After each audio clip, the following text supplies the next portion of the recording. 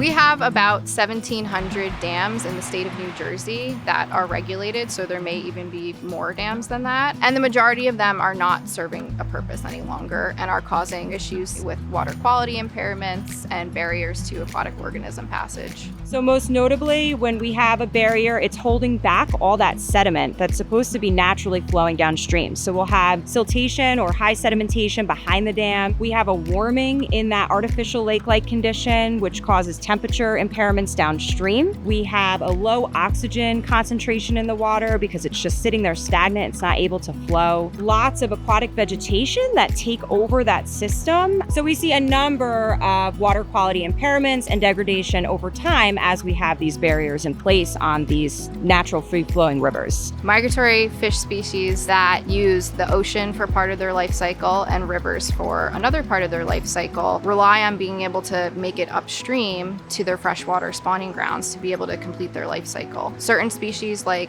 American shad and river herring are critical species for the ecosystems. When they're not able to complete their life cycle, that's a problem for the whole ecosystem. The statewide dam removal partnership is a statewide approach to getting these dams out. Once the dam is out, there's not a whole lot of maintenance required. It's just restored system. 2022 was the first time we went back to the Pollenskill since the Columbia Dam was removed. Prior to the dam removal, we're seeing anywhere from around 2% to 6% of the fish we collected were migratory. Post-dam removal, that jumped to about 15%. Two of our main stem Pollenskill sites, we collected 5 new species that we had never collected before at both of those sites. If we have almost 20 years of data and these species were not found, and suddenly the dam's removed and now you have a reconnection to the Delaware River and we're seeing an increase in species richness at these sites. We're finding adults that are spawning, we're finding the larval, the amicetes, and the sediments. It would sure indicate that we've added some additional species.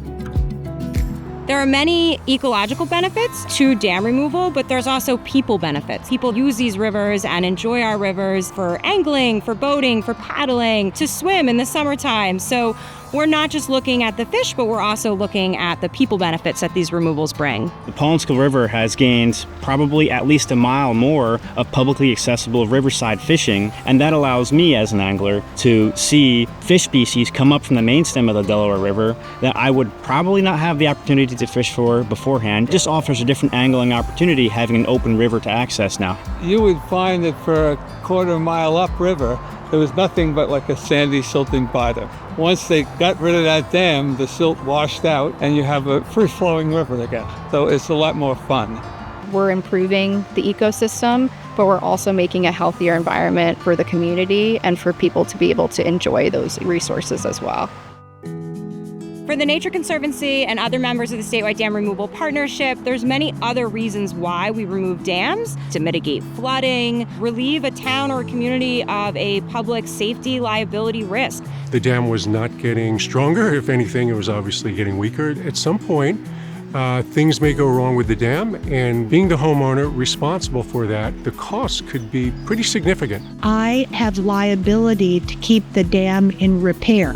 My insurance costs are about $15,000 a year, kind of at a loss to know what to do next. I guess the most frightening thing about the prospect of us taking the dam down would have been the cost, probably about $6 million for us. We had no money in the budget to do that. Everyone knew it. There was just no way that was going to get paid for. These removals can be expensive, and it really takes a whole variety of partners to come together to make these removals happen. We partner often with U.S. Fish and Wildlife Service, Raritan Headwaters, or the Nature Conservancy, or other nonprofits. It is really collaboration of so many different people coming together, and it's very rare that you can remove one of these dams as a single entity or a single organization. They were so knowledgeable, and they made us feel really good about the prospect of not having the dam. I couldn't have imagined a better partnership. Sino que ellos nos explicaron que ellos iban a hacer cargo de todo. Entonces era para el bien propio de nosotras y de la naturaleza.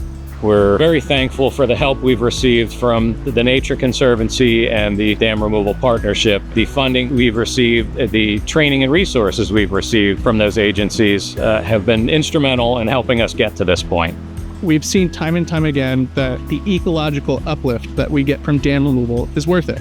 The Nature Conservancy has really been a leader in dam removal projects in the state. They have provided essential technical guidance, tools, funding to help make these projects possible.